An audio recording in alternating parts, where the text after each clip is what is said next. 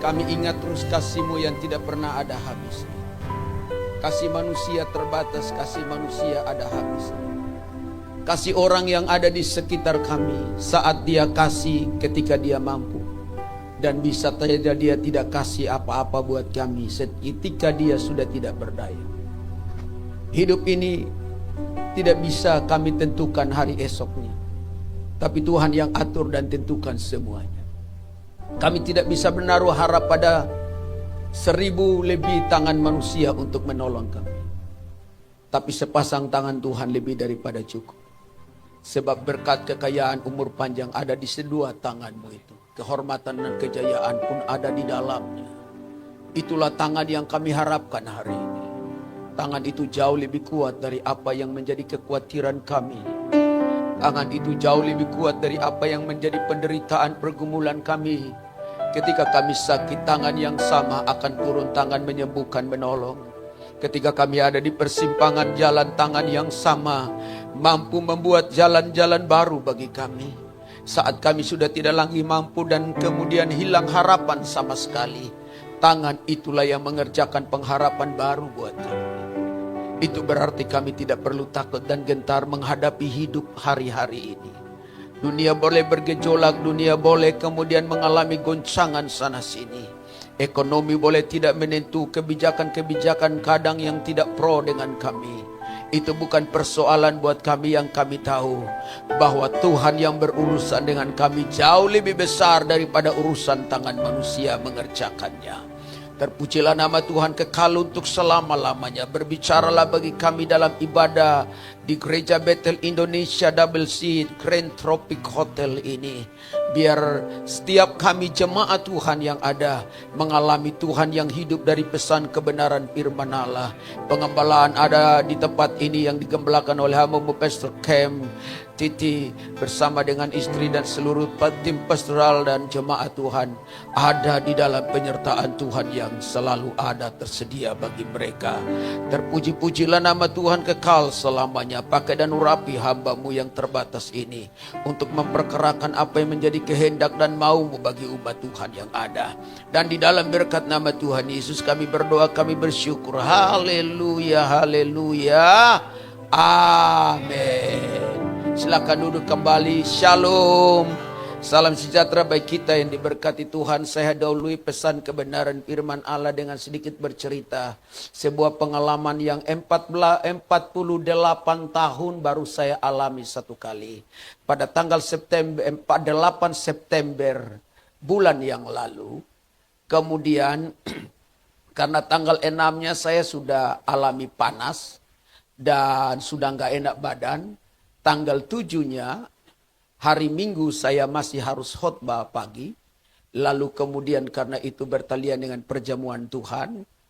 Lalu kemudian sorenya kemudian ada seorang anak Tuhan membuka usaha ikan bakar dan yang lainnya di Cikeas. Jadi saya diundang untuk harus berbicara tapi posisinya sudah tidak sedang baik-baik saja. Tinggal 40 menit. Dari 45 baru kesekian, so tinggal 40 ya kan. Lalu kemudian tiba-tiba habis khotbah, selama khotbah itu saya sudah berkeringat dan baju itu sudah basah. Saya pikir makin berkeringat, makin basah pakaian, makin enak.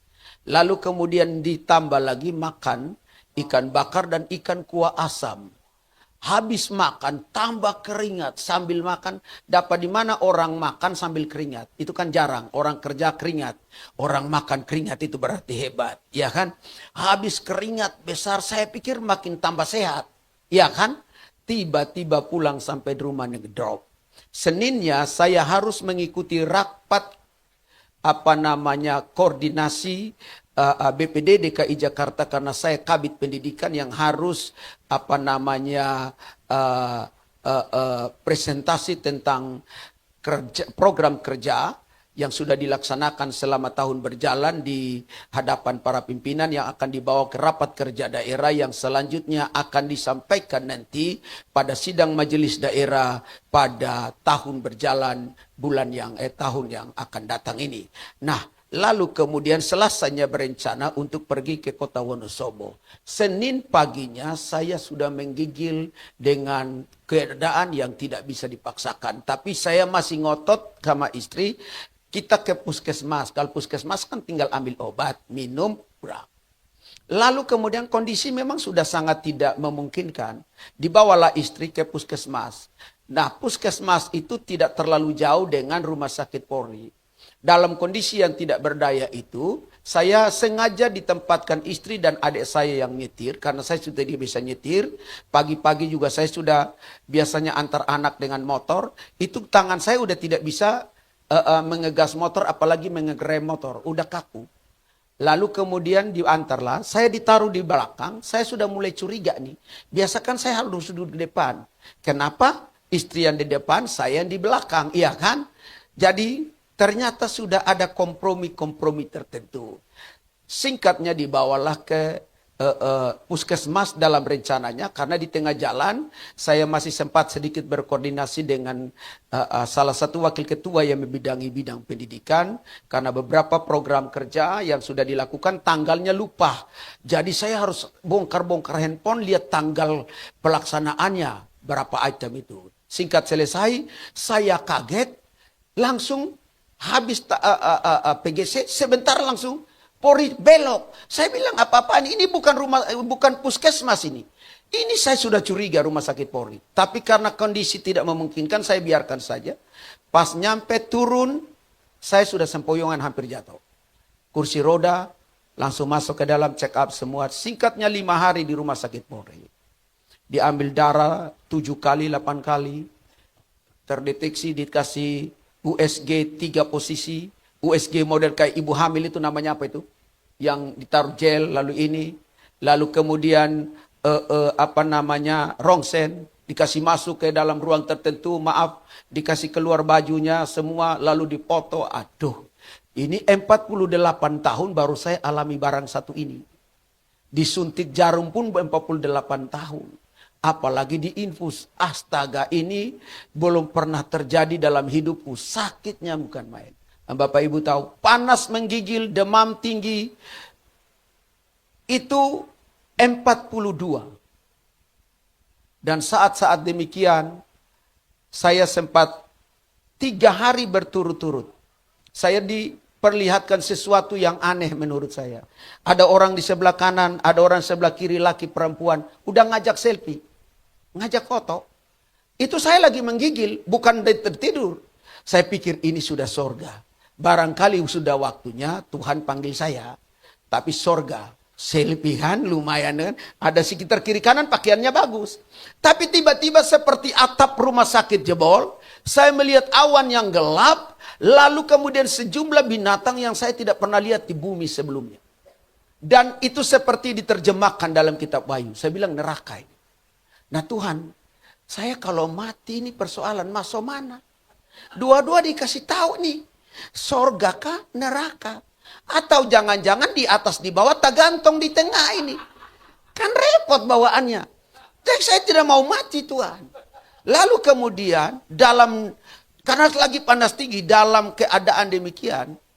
Tuhan ingatkan saya, Yopi, kamu tidak akan mati. Saya perlihatkan kamu sorga dan neraka karena ada tujuannya. Bahwa orang di saat-saat injury time kehidupannya, dia harus percaya, dia harus yakin bahwa sorga dan neraka itu nyata adanya.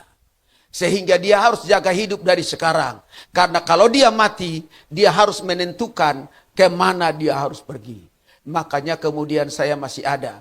Pulang dari rumah sakit hari Jumat, ada dapat di mana orang pulang dari rumah sakit masih didorong di rumah, dipakai kursi roda. Satu-satunya pendeta Dr. Yupin dulu yang keluar dari rumah sakit masih didorong dengan kursi roda. Saya pikir saya sudah sehat, kan tidak demam. Giliran kursi roda sampai di mobil, pas masuk mobil, saya demam lagi. Kan gak mungkin masuk lagi. Iya kan? Lalu pulanglah ke rumah. Sabtu malamnya demam Jumat, Sabtunya demam, infus lagi. Kebetulan ada beberapa jemaat yang perawat, jadi diinfus lagi di rumah. Minggunya demam. Seorang pemain musik kami yang sudah lama pemain keyboard, tiba-tiba istri turun, saya ngigo Pak. Di rumah sakit Polri itu saya udah ngigo yang aneh-aneh. Ngigonya adalah orang-orang mati yang sesepuh dari orang-orang tua kami. Udah ngomongnya ngoceh habis. Makanya kemudian saya diminta dokter untuk istri mencari psikiater, bayangkan. Karena udah dianggap gila. Saya bilang ke istri, tidak perlu cari. Karena psikiater yang harus konsultasi kepada pendeta, bukan pendeta yang konsultasi pada psikiater. Bahkan kemudian Seninnya ketika saya pergi kontrol, dokter yang sama masih suruh saya psikiater. Ada ibu-ibu datang, kayaknya psikolog itu, psikolog. Dia tanya, Bapak pendeta? Pendeta. Istri saya bilang pendeta, langsung dia tidak banyak bicara, dia langsung pergi. Masa pendeta harus dikonsultasi soal psikis yang terganggu? Biar seberat-beratnya otak saya memikul persoalan, belum tentu saya gila lah ya kan? Masa gila hanya gara-gara sakit? Tapi benar, minggu panas tinggi, pemain musik yang sudah lama meninggal ini, tiba-tiba pas istri turun, kan istrinya kebetulan mengunjungi. Lalu kemudian ketika tiba-tiba saya nyeletuk, kamu pergi aja. Datang ngajak saya. Tidak tahu kemana, kamu pergi duluan. Saya masih mau doa berkat dulu. Saya lagi di tempat tidur. Istri saya yang dengar kalimat itu, dia tanya, siapa yang ngomong sama saya? Saya sebut nama pemain musiknya, dia bilang itu Martensi udah mati lama. Kenapa? Saya bilang kamu duluan, saya masih mau doa berkat dulu. Untung gak nyusul, karena gara-gara doa berkat terselamatkan. Sempat nyusul aja udah, wassalam itu sudah, innalillahi kan. Iya. Seninnya masih panas. Selasa malamnya tidak ada cara lain. Mitra kita, model kayak Bapak Ibu satu, mamanya pernah menjadi kepala dokter, kepala perawat di rumah sakit Gatot Subroto. Dia bilang begini, tidak ada alasan lain. Mau ke Gatot Subroto atau adiknya Gatot Subroto. Rituan. Langsung malamnya itu, dia sendiri datang dengan anaknya yang gembala juga. Angkut saya dengan keadaan yang sudah tidak berdaya. Bawalah ke Rituan. Dalam kondisi memang sudah tidak banyak. Sudah saya tidak mampu, karena terus menggigil Bapak Ibu. Menggigil itu sampai 42, sambil panas tinggi. Jadi di Rituan, langsung di check up semua, kembali lagi, maka diagnosanya adalah tipes. Saya minum cacing, 2 botol begitu, mungkin 8 botol. Cacing yang langsung direbus langsung, cacing mentah direbus istri, udah nggak perlu pusing mau yang tablet, langsung yang mentah yang direbus. 8 botol barangkali yang model kayak begitu tuh. Ya, karena 4 tupperware besar, habis. Ya. Lalu tipes, asam lambung akut. Itu mungkin sudah mengarah ke GERD ya, yang sudah betul-betul tinggi sekali. Lalu kemudian ada usus, luka di usus. Lalu kemudian usus saya itu terlilit. Nah, oleh diagnosa pertama tersumbat. Dan itulah yang bikin saya panas tinggi. Selasa masuk, sedikit terobati. Karena dia, Oma ini sedikit dengan kuasa yang masih belum selesai. Karena teman baik sama kepala rumah sakitnya dan para dokter senior. Dan dokternya itu jenderal. Karena pakai baju tentara, ada bintang satunya. Saya diperlakukan, diprioritaskan begitu Bapak Ibu Saudara. Rasa-rasa yang sakit ini mayor kah, kolonel kah? Karena yang potongan rambut saya rasa-rasa kolonel, ya kan? Ya, jadi kemudian dapat prioritas. Tapi masalahnya celakanya hari Rabu. Istri saya kan sudah di check up semua. Istri saya dipanggil. Usus tidak bisa, untuk tidak dioperasi. Harus disembelih, dibelak dari atas ke bawah. Ususnya dikeluarkan. Lalu kemudian diperbaiki. Lalu disemprot air, apa namanya itu? Endoskopika atau apa saya tidak tahu. Untuk keluarkan kotorannya. Karena hampir 12 hari saya tidak BAB normal. Jadi itu harus dikeluarkan. Baru setelah itu masuk lagi. Hari Kamisnya, malam saya disuruh puasa, dikasih masuklah selang yang besar kayak hampir jari kelingking saya, kurang lebih. Dari hidung kasih masuk sampai ke dalam lambung saya. Ditusuk, dijelin. Sudah gitu salah tusuk lagi 2 kali. Aduh, kita ditusuk yang ambil apa yang waktu COVID itu aja kan. udah bersin nggak ada habis ya kan. Ini dikasih masuk. Saya pikir mau ada kayak anak-anak yang ditaruh selang di sini dan makan. Saya pikir itu Bapak Ibu. Tiba-tiba datang tusuk kasih masuk sampai dalam. Aduh, memang Tuhan tolong. Saya benar-benar marah dengan diri saya. Saya marah sama istri saya. Ngapain datang ke sini lagi ya kan. Tapi kalau nggak ke situ berarti wassalam. Ya. Semalam-malaman saya nggak bisa tidur. Kamis paginya. Kami berdoa kurang lebih jam 5. Habis berdoa 5:30, saya minta duduk dan saya minta dipoto. Kan ditempel di hidung juga isolatif dan di sini. Tujuannya supaya barang satu itu jangan lepas. Habis berdoa saya minta istri foto. Karena hari itu ada fellowship persekutuan gereja-gereja Pentakosta di Indonesia yang dilakukan di Puncak, disertai dengan rapat kerja rapat kerja Provinsi PGPI DKI Jakarta yang di dalamnya saya salah satu wakil sekretaris yang juga harus menghadiri. Supaya saya kasih instruksi foto ke para pimpinan. Bapak Ibu tahu, tiba-tiba habis foto, itu barang terlepas sendiri. Suster datang bilang, Bapak lepas ya, Ibu lepas ya. Boro-boro mau lepas masangnya aja kita udah menderita, gimana mau lepasnya. Lepas, tapi saya minta ampun jangan dipasang lagi. Pak, Ibu siapkan diri, Bapak jangan panik karena jam 12 akan dilakukan operasi. Sebelum jam 10 pagi, saya sudah ke kamar mandi BAB 3 kali. Dan BAB yang ketiga itu banyak keluar. Dan Bapak Ibu tahu, sebelum ke ruang operasi, periksa lagi. Dan ternyata usus saya kembali normal. Beri tepuk tangan dulu bagi Tuhan. Sehingga tidak jadi operasi. Jumatnya kemudian saya sudah dinyatakan sehat. Dan kembali dengan jalan sendiri tanpa dipegang lagi. Walaupun melayang-layang. Karena berat badan saya secara total turun 10 kilo. Karena saya cium makanan saja sudah tidak punya selera makan.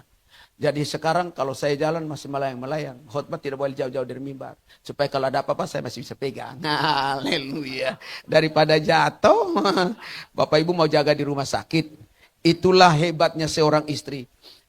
2 kali menemani di rumah sakit. Para sebelumnya anak saya yang laki-laki pertama masuk rumah sakit. Saya tumbang. Selesai saya tumbang. Jumat pulang. Seninnya anak saya yang kecil laki-laki masuk rumah sakit 6 hari lagi. Astaga, ini rasanya urusan sakit penyakit ini kadang juga harus singgah dalam rumah masing-masing kita. Bukan persoalan. Hari ini saya mau bicara dari sisa 26 menit yang ada. Penyediaan berkat Tuhan dalam jangka panjang di kehidupan kita. Yeremia pasal 29 ayat 11. Penyediaan berkat Tuhan. Dan penyediaan berkat Tuhan yang saya bicarakan ini bukan hanya pada tahun berjalan ini. Tapi akan terus menjadi tahun-tahun penyediaan berkat jangka panjang yang akan terus terjadi dalam hidup kita. Yeremia pasal 29 ayat 11. Sebab aku ini mengetahui rancangan-rancangan apa yang ada padaku mengenai kamu. Sebab aku ini kata Tuhan. Sebab aku ini kata Allah. Sebab aku ini kata Yahweh. Sebab aku ini kata Jehovah Jireh, Jehovah Rafa dan Jehovah yang lainnya. Sebab aku ini adalah Tuhan. Sebab aku ini adalah Allah yang mendaulat namanya pada perjanjian baru dengan sebutan Immanuel yang adalah Allah beserta dengan kita. Sebab aku ini adalah aku yang adalah aku, Allah pencipta langit dan bumi. Sebab aku ini adalah Elohim, Allah Tritunggal yang kemudian merancangkan hal yang terbaik padamu. Yaitu rancangan yang baik. Demikianlah firman Tuhan. Yaitu rancangan damai sejahtera, bukan rancangan kecelakaan. Untuk memberikan kepadamu hari depan yang penuh dengan harapan. Hari depan yang penuh dengan harapan bicara tentang sejahtera, damai, sukacita. Hari depan yang penuh dengan harapan bicara tentang bukan kecelakaan. Bukan sesuatu yang mendatangkan hal-hal yang celaka dan hal-hal yang buruk dalam hidupmu. Tuhan merencanakan hal-hal yang terbaik bagi hidup kita, yang di dalamnya mengakomodir penyediaan berkat Tuhan yang tidak akan pernah ada habisnya. Yang setuju katakan amin. Penyediaan berkat Tuhan yang tidak pernah ada habisnya, yang berada dalam durasi jangka yang sangat panjang dalam hidup ini, bisa terjadi dalam hidup kita karena yang pertama, Tuhan gak pernah panik. Tuhan tidak pernah bingung. Tuhan tidak pernah habis cara dengan rute perjalanan kehidupan kita yang sudah mentok dan terputus. Pak, Bu, dengar ini baik. Kalau kita berurusan dengan sesuatu yang mentok, kau boleh benturin-benturin kepala di tempat yang mentok itu, belum tentu ada solusinya. Kepalamu yang akan dibawa ke rumah sakit untuk dijahit karena pecah dan bocor. Tetapi masalah tidak akan pernah selesai. Kadang ketika sesuatu yang mentok itu terjadi di depan mata kita. Bahkan mata kita pun tidak mampu menerjemahkan yang mentok itu. Kepala dan seluruh isinya pun ketika kita benturin ke tembok yang mentok itu, belum tentu ada jalan keluarnya. Ketika kita berhadapan dengan sebuah kenyataan di sebuah perjalanan dan jalan itu terputus, tidak ada cerita lain. Biasanya pada umumnya, kalau kita tidak lagi punya jalan, kita putar balik dan kembali ke jalan sebelumnya atau kembali ke tempat di mana kita sebelumnya datang. Karena terputus dan mentok. Gak ada lagi harapan, gak ada lagi jalan keluarnya.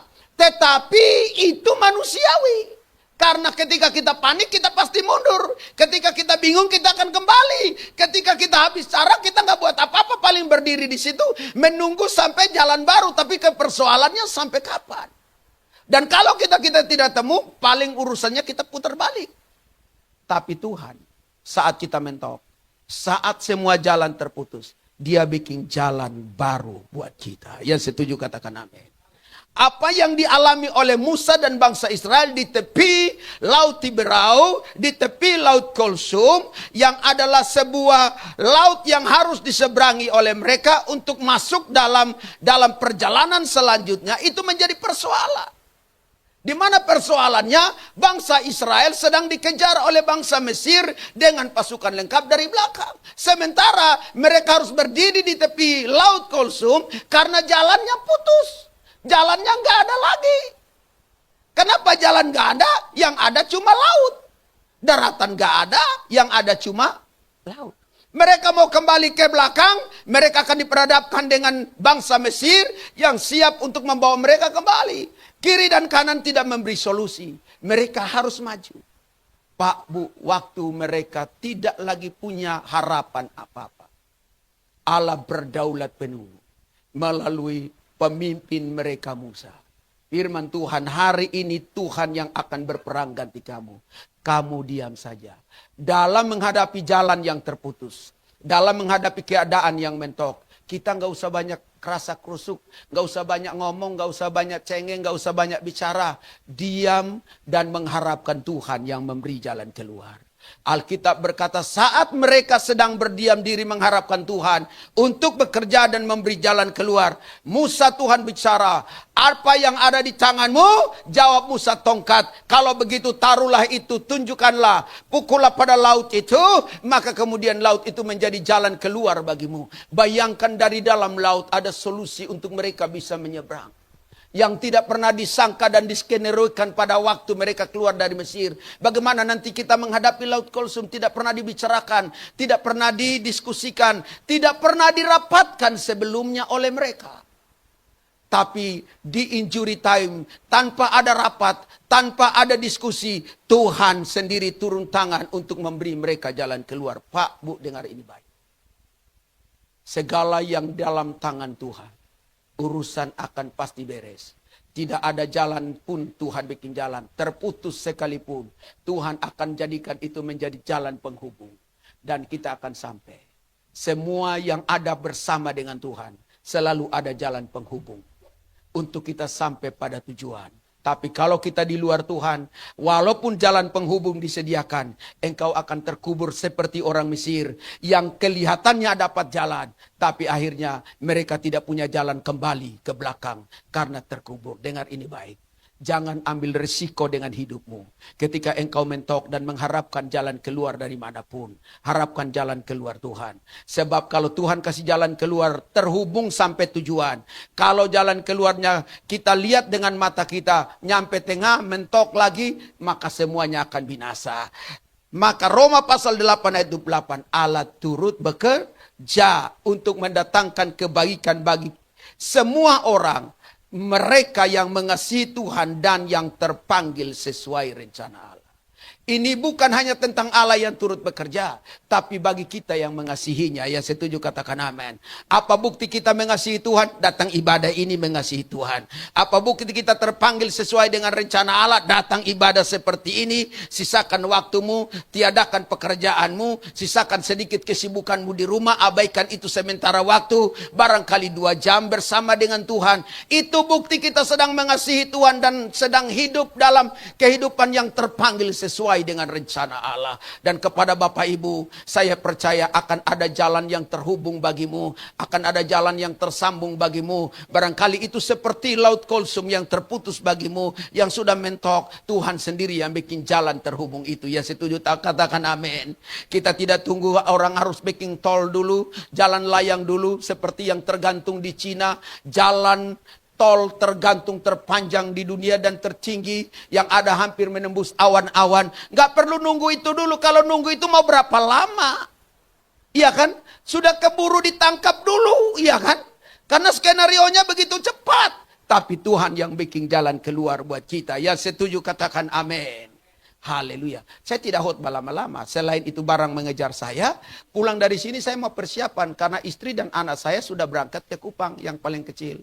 Menghadiri pernikahan adik perempuan saya yang sudah selesai menikah. Tapi malam ini saya akan berangkat ke sana. Besok harinya sampai, dan kurang lebih jam 11 siang saya akan sampai di Pulau Rote. Karena dari Kupang saya harus naik dulu kapal cepat ke Pulau Rote. Lalu kemudian saya menghadiri ulang tahun ulang tahun mama saya yang ke-73. Yang kemudian adik-adik saya 10 orang sudah pulang duluan bersama ponaan-ponaan. Jadi saya harus ke sana dan setelah berharap sampai pas tujuan. Nah, saya bilang saya tidak pulang pernikahan, jadi dia tidak tahu apa-apa. Ini anak pertama mau bikin kejutan dengan hadir pas di momentum ulang tahunnya. Jadi tidak tahu kalau saya datang. Jadi semua diam-diam, yang di sana pun harus diam-diam. Ya, haleluya. Jadi saya harus persiapkan beberapa hal untuk berangkat ke sana. Jadi kita main cepat-cepat aja kan, ya kan? Pastor Kem, ya kan? Iya. Saya kira cepat, lama, envelope-nya saya sudah tahu isinya berapa. Dari dulu sampai selamanya tidak berubah itu. Kita ketawa-ketawa dulu ya. Ya, haleluya. Ini kan pendeta pembina. Pendeta pembina berhak ngomong apa saja, ya kan? Haleluya. Jemaat juga paham tentang itu, haleluya. Apalagi ibu bendahara. Haleluya. Yang kedua, penyediaan berkat Tuhan yang tidak hanya cukup pada hari ini, tapi pada jangka yang berkepanjangan atau di masa-masa hari esok yang akan terjadi bagi kita adalah Tuhan tahu betul kapan dia harus mengupdate, kapan dia harus mengupgrade versi hidup yang terbaru saat hidupmu sudah dianggap seperti nggak berguna lagi. Saya coba nge-googling mengupdate dengan mengupgrade bedanya apa? Mengupdate itu sedikit memberi sentuhan perubahan kalau itu pada sebuah aplikator atau katakanlah handphone, itu kan bisa sedikit-sedikit mengupdate versi terbaru, ya kan? Tapi kalau mengupgrade ini hampir mengganti beberapa item yang penting di handphone atau di PC komputer itu karena ada perubahan misalnya dia dari yang lola ke yang agak cepat, ada versi terbaru yang memang harus diganti. Kalau dia mengupdate tidak terlalu banyak perubahan, tapi kalau dia mengupgrade maka Bapak Ibu itu akan ada bongkar pasang. Kalau dia mengupgrade maka harus ada yang diambil dari dalam mengganti dengan yang baru. Kalau di-upgrade maka ada yang harus dikorbankan. Pak, Bu, dengar kalimat ini baik-baik. Penyediaan berkat Tuhan Itu berarti Tuhan tahu betul kapan dia harus update hidup kita. Untuk bisa menerima berkat itu. Dan mengupgrade-nya. Saat Tuhan upgrade kita, Pak, ada yang harus terpisah dari engkau. Ada yang harus diambil dari engkau. Ada yang harus diganti. Masa lalu kita harus diganti dulu. Bagian-bagian hidup yang barangkali Tuhan gak senang. Itu harus disisihkan dulu. Diambil dulu. Dikeluarin dulu. Dipaksa untuk dibongkar pasang dulu. Supaya apa? Wadah menerima berkat itu ada. Pelayanan di tempat ini dalam beberapa hari ini, beberapa bulan ini mengalami sedikit bongkar pasang, ya kan Pak Gembala? Jangan takut. Orang yang kemudian mau mengalami penyediaan berkat Tuhan harus di-upgrade, harus ada yang dipisahkan dari kita. Jadi kalau dipisahkan, ada yang diambil, ada yang bongkar pasang, ada yang dikorbankan, jangan jadikan itu persoalan. Tidak apa-apa. Amin. Pastor Kem, amin. Iya. Saya lihat biasa-biasa saja. Tidak ada yang berubah. Iya kan? Kan banyak juga ini kan. Iya toh. Hanya minus 6 anak sekolah minggu dari WC Gregorio. Oh iya kan? Iya kan? Iya. Ini semua aman-aman saja. Ya, puji Tuhan. Puji Tuhan. Jadi walaupun ada yang harus terpisah. Ada yang harus diambil. Ada yang harus ganti. No problem. Sebab semuanya itu bicara tentang ketersediaan berkat yang ingin Tuhan beri bagi hidup kita. Pak, Bu, mari. Ada banyak hal yang barangkali dianggap tidak lagi berguna dalam hidup kita. Tapi ketika Tuhan mengupgrade akan jadi berguna. Ayub ketika Tuhan mengupgrade hidupnya. Ini bukan cuma mengupdate, mengupgrade langsung. Maka dari semua yang ada padanya, Ayub tidak bersalah. Tapi kemudian Tuhan mengupgrade secara langsung hidupnya. Lalu semua yang ada padanya harus terpisah. Harus diambil paksa. Harus dikorbankan dari hidupnya. Tetapi ketika itu Tuhan bawa dia naik level. Dan ketika dia naik level, dia terima pergantian 2 kali lipat. Orang yang di-upgrade Tuhan, dia akan naik level. Orang yang akan di-upgrade Tuhan, versinya up to date. Amin. Kalau di-upgrade berarti dia up to date. Up to date sesuai kebutuhan. Kalau ponselmu tidak up to date sesuai kebutuhan, maka untuk selamanya engkau hanya berkutat dengan keadaan yang ada di situ. Engkau tidak bisa kemudian mobile tingkat tinggi. Tapi kalau engkau upgrade ponselmu, maka ponsel itu akan memberi apa yang sesuai kebutuhanmu. Ponsel saya ini ketika ada sesuatu yang harus ini dia akan update sendiri. Supaya apa? Menjawab kebutuhan kita. Hidupmu kalau di-upgrade Tuhan, dia naik level. Hidupmu kalau di-upgrade Tuhan, maka akan menjawab kebutuhan. Dan penyediaan berkat Tuhan itu nyata bagi hidupmu. Yusuf dan Daud pernah mengalami upgrade Tuhan. Daud ketika ada di padang tidak diperhitungkan sebelumnya. Kakak abangnya semua jadi orang hebat. Tapi ketika dia di-update Tuhan, dia hanya terhubung dengan Tuhan. Maka setiap syair yang ada di kitab Mazmur dan di kitab Amsal, itu lahir dan tercipta bukan saat dia jadi raja, tapi tercipta saat dia ada di padang gembala, yang dilihat orang tuanya sebelah mata karena kemerah-merahan, tidak dipersiapkan sama sekali, dianggap belum waktunya, dianggap bukan siapa-siapa. Tapi ketika Tuhan mengupdate dia secara bertahap, yang kemudian mengupgrade dirinya, kemudian dipersiapkan dan dilantik menjadi raja, 17 tahun masih nunggu, ketika dia harus berhadapan dengan Saul. Dia begitu sangat taat pada Tuhan. Akhirnya dia naik menjadi raja. Dengar ini baik. Kadang Tuhan harus pelan-pelan. Karena nggak langsung Tuhan mengupgrade kita. Kalau dia langsung upgrade kita, kita belum siap.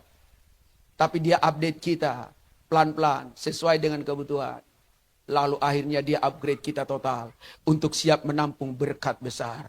Waktu Daud berhadapan dengan Goliat, Alkitab berkata, proses update Tuhan menuju upgrade Tuhan bagi Daud. Alkitab bilang, Saul mengalahkan beribu-ribu. Mengalahkan beribu-ribu. Daud mengalahkan berlaksa-laksa. Ada satu level yang tidak biasa. Satu sorakan yang tidak biasa. Bagi orang-orang yang diupdate dan diupgrade oleh Tuhan. Yang setuju bilang amin. Dan saya mempercayai Yusuf yang kemudian sudah dibuang ke dalam sumur, dijual oleh saudara-saudaranya, difitnah oleh istri Potifar, dimasukkan ke dalam penjara. Akhirnya dia keluar sebagai orang yang terpenting di negeri Mesir waktu itu. Orang yang mau diupdate Tuhan dan mau di-upgrade Tuhan. Betul, engkau punya perjalanan yang kadang penuh dengan sukar dan sulit. Tapi saatnya engkau ketika terhubung dengan Tuhan, engkau akan melihat hari-hari hidup yang jauh lebih baik dari apa yang sebelumnya. Haleluya, haleluya. Bapak Ibu rindu diupdate dan diupgrade Tuhan. Maka dengar ini baik, Tuhan sendiri yang tahu kapan melakukan. Bukan kita. Kalau kita mencoba melakukannya, kadang salah-salah. You punya handphone, lalu kita ini nggak paham handphone, tapi kita coba paksa upgrade handphone kita. Atau PC dari komputer kita nggak ngerti IT, lalu kita coba upgrade. Kira-kira masih bisa jadi nggak? Tadi barangnya jadi baik-baik, tiba-tiba ketika kita coba, bikin rusak, nggak hidup-hidup lagi. Harus di tangan yang tepat. Karena di tangan yang tepat, maka kemudian segalanya akan jauh lebih baik dari apa yang ada sebelumnya. Haleluya, haleluya. 8 menit terakhir, haleluya. Yang ketiga, yang terakhir. Kenapa sulit itu barang di situ? Tadinya saya pengen khotbah lama, tapi memang saya harus jaga-jaga, ya kan? Supaya kalau ada apa-apa kan kita tinggal pegang, ya kan? Ada teman saya pendeta bilang begini, Pak Yopi, karena banyak yang sudah jatuh di mimbar, kan begini, banyak yang jatuh di mimbar. Maka kalau Bapak merasa tidak kuat khotbah, dekat-dekat mimbar saja. Jadi sekarang saya khotbah, saya tidak mau banyak jalan-jalan. Jaga di mimbar. Lalu kalau misalnya tiba-tiba ada masalah, Bapak berlutut saja, jongkok, lalu kemudian rebahan. Jadi tidak terjadi benturan. Jadi saya sudah tahu strateginya. Haleluya. Jadi maka saya tidak jauh-jauh sambil memperhatikan. Haleluya. Penyediaan berkat Tuhan. Yang kemudian tidak hanya terjadi hari ini, tapi dalam waktu jangka panjang, termasuk dalam pengembalaan ini. Saya tahu bukan hal yang mudah. Bapak Ibu ada di sini dengan kenyamanan yang cukup lumayan. Tetapi persoalannya, kenyamanan Bapak Ibu dibayar mahal, ya kan? Ada harga yang harus dibayar. Bapak Ibu sakit kepala dengan bulanannya, ya kan? Dengan sakit kepala dengan operasionalnya, ya kan? Apalagi Pastor Kem rambutnya. Saya khawatir ketika saya pulang dari Kupang sudah tidak ada lagi yang hitam. Tinggal Ibu Gembala yang nyusul putih.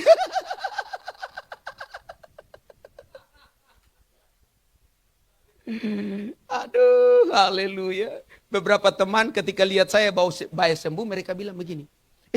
Hambanya, kok makin tambah fresh mukanya? Walaupun kantong mata saya ada.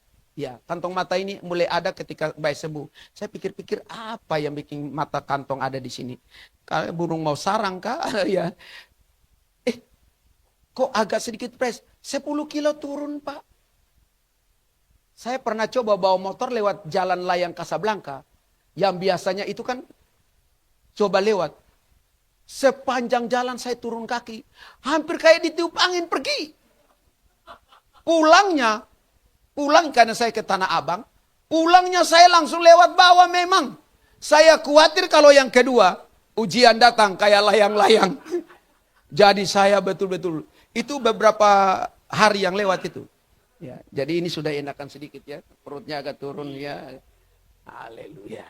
Yang ketiga yang terakhir. Haleluya. Tuhan gak pernah merasa keberatan untuk terlibat. Penyediaan berkat Tuhan bagi kita, rumah tangga kita, bisnis kita, pekerjaan kita, pelayanan kita, GBI Grand Tropic Hotel di tempat ini, dan semua operasionalnya adalah Tuhan gak pernah merasa keberatan untuk mengisi, untuk terlibat mengisi, isi penyimpanan brankas, penyimpanan penampungan berkat Tuhan yang disediakan di rumah. Saat itu mulai tipis dan kosong. Pak, kalau Bapak beli beras, tetap taruh di karung, Bu, atau ada di tempat penampungan tersendiri. Ibu-ibu yang di sini yang biasa beli beras dan nampung ada di sini. Ada ibu-ibu, ibu gembala saja. Ibu gembala kalau beli beras taruh di tempat berasnya. Saya mau tanya, tempat beras itu muat berapa kilo? Kira-kira saja. 15 kilo. Saat yang 15 kilo itu sudah hampir habis, kira-kira masih berpikir untuk isi segera atau ditunda dulu. Tunda dulu. Isi lagi. Ada yang berpikir ditunda dulu, dia setengah ke bawah, masih ditunda, belum habis nih. Ya kan? Kadang kalau ada kebutuhan yang mendesak mau diisi, kalau uang itu harus pada kebutuhan yang mendesak, kadang kita nggak isi dulu kan, sampai nanti habis dulu. Bahkan ketika habis, ini jujur ketika habis, lalu kemudian karena kebutuhan yang terdesak itu, biar supaya sedikit pun 1 liter, 2 liter, yang penting barang itu masuk. Ya toh? Pernah beli beras 1 liter, 2 liter, hanya untuk bertahan hidup? Iya kan? Karena apa? Supaya bisa isi. Kadang-kadang untuk ngisi tempat kita makan hari-hari saja. Walaupun kadang masih ada uang di dompet, tapi uang itu besok harus bayar ini, bayar itu. Kita keberatan loh ngisi tempat penampungan itu. Keberatan ngisi. Karena kalau kita ngisi hari itu, besok anak nggak masuk sekolah karena uang jajannya nggak ada, besok bayar kontrakan nggak ada, besok untuk urusan yang lain nggak ada. Kadang kita sendiri keberatan, bisa paham apa yang saya sampaikan. Tapi penyediaan berkat Tuhan, dia nggak pernah keberatan. Karena sorga tidak pernah kehabisan stok penyediaan berkat Tuhan. Itulah hebatnya Tuhan. Manusia untuk bertahan hidup aja dia keberatan untuk mengakomodasinya. Kadang dengan uang pas-pasan kita pengen makan enak, keberatan untuk beli. Betul nggak? Hanya untuk mau kasih makan anak es krim aja. Karena besok harus bayar, ada yang sudah harus bayar tunda. Kita terpaksa untuk tidak keberatan. Banyak hal dalam hidup ini kadang kita keberatan untuk memenuhinya. Tetapi Tuhan tidak merasa keberatan untuk terlibat menyediakannya bagi kita. Kadang kemudian segala sesuatu ketika sudah tidak ada lagi jalan keluar. Tuhan kasih berkat-berkat sampingan lain. Pernah dapat berkat-berkat sampingan? Ada proyek-proyek yang kemudian datang dengan tiba-tibanya. Di bisnis, di kerjaan. Tiba-tiba bos ada kasih semacam tips-tips gitu kan ya kan. Ada kemudian lembur yang tidak terduga, amin. Dalam buka toko. Hari itu barangkali biasa standarnya laku sekian. Tiba-tiba ada berkat lebih. Lakunya sekian. Kalau keuntungannya ada yang dinaikin. Ya kan lebih tinggi dari yang sebelumnya. Keren. Itu berkat-berkat tak terduga yang kemudian ditaruh Tuhan, diizinkan Tuhan untuk mengisi kotak penyediaanmu yang sedang lagi kosong. Karena apa? Karena uang yang ada padamu hanya untuk cukup bayar ini dan itu. Tapi Tuhan yang berurusan langsung dengan. Kalau Tuhan yang berurusan, urusan pasti beres. Karena Tuhan berurusan bukan hanya sampai kepada kotak tempat penyimpanan itu. Tapi harus memenuhi kebutuhan makan minum kita. Yang di dalamnya memenuhi selera lidah kita kadang. Tuhan sampai juga bicara tentang pemenuhan kebutuhan. Yang bukan hanya untuk sekedar makan kenyang. Tapi juga sampai memenuhi selera yang engkau suka. Memenuhi selera lidah orang Israel yang hampir tiap hari makan mana. Kadang Tuhan izinkan burung puyuh ada di tengah kemah mereka. Untuk apa? Memenuhi selera lidah mereka. Pak, Bu, selera itu hanya sampai di lidah. Setelah telan gak ada lagi rasa lambung, rasa selera. Pernah gak lambung mendapatkan rasa dari yang kita telan? Gak ada. Mau pahit, mau manis, mau asam. Semua jadi nano-nano di dalam. Ya kan? Tapi Tuhan untuk itu dia harus melakukannya. Pak, Bu, dengar kalimat terakhir. Bertalian dengan Nuh. Nuh ketika masuk ke dalam bahtera hanya berapa orang? Nuh, istri, ketiga anak, dan ketiga menantunya. Betul? Lalu dengan sejumlah binatang yang masuk ke dalam. Benar ya? Banyak binatang itu. Satu ada yang sepasang, ada yang 2 pasang. Tinggal tergantung Tuhan punya perintah. Iya kan? Nah itu banyak binatang. Bapak Ibu pernah hitung berapa jumlah binatang yang ada yang dilihat di Ragunan di mana? Pernah hitung? Berapa banyak? Kan nggak pernah. Banyak binatangnya. Bahtera itu kan ada ukurannya. Ada ukuran penampungan kebutuhan mereka. Ini kan yang makan bukan cuma manusia. Ini yang makan binatang-binatang juga. Siapa yang bisa nahan kalau binatang lapar, ya kan? Itu bisa huru hara. Mereka kalau goyang karena nggak makan, ribut, teriak, itu jangankan baking rusuh dan baking kapal tenggelam, nggak nyaman tidur. Kalau waktu itu ada babi, pernah dengar babi nggak makan, lalu teriak di kandang. Itu seisi kampung bisa keluar. Ya, bolong bebek, kambing, sapi, itu merdunya, batranu, ancur itu. Huru hara di atas itu. Huru hara itu. Tapi lihat, penyediaanmu, saya nggak tahu terbatas atau tidak terbatas. Tapi saya kira, selama perjalanan air bah belum selesai, ada keterlibatan Tuhan yang tidak pernah keberatan untuk mengakomodir. Barangkali yang sudah menipis, barangkali yang kurang itu. Semua ada dalam jangkauan tangan Allah yang dahsyat. Itulah penyediaan berkat Tuhan. Bukan hanya sedang berjalan padamu, yang sudah berjalan dan yang akan terus berjalan, tapi sampai dia datang kembali. Untuk itu jangan takut, jangan khawatir. Ekonomi boleh mengalami keguncangan, orang boleh ngomong apa, gak usah risih, gak usah pusing. Berharap sama Tuhan. Sebab di dalam harapanmu pasti ada jalan keluar bagimu. Amin. Pastor Kem bersama dengan kekasih hati, jangan khawatir. Orang datang dan pergi itu biasa saja. Udah. Orang terpisah dari kita biasa saja. No problem buat semuanya itu. Semuanya serahkan sama Tuhan. Tuhan yang atur. Hidup kita tidak ditentukan tangan manusia. Ditentukan oleh Tuhan semesta alam. Yang menjadikan langit dan bumi. Kiranya Tuhan Yesus memberkati kita. Pesan firman Tuhan yang singkat pada hari ini memberkati kita. Times up. Waktu yang selanjutnya saya serahkan pada hambanya Bapak Gembala, Pastor Kem Kitty untuk melanjutkannya dengan perjamuan Tuhan yang kudus. Haleluya.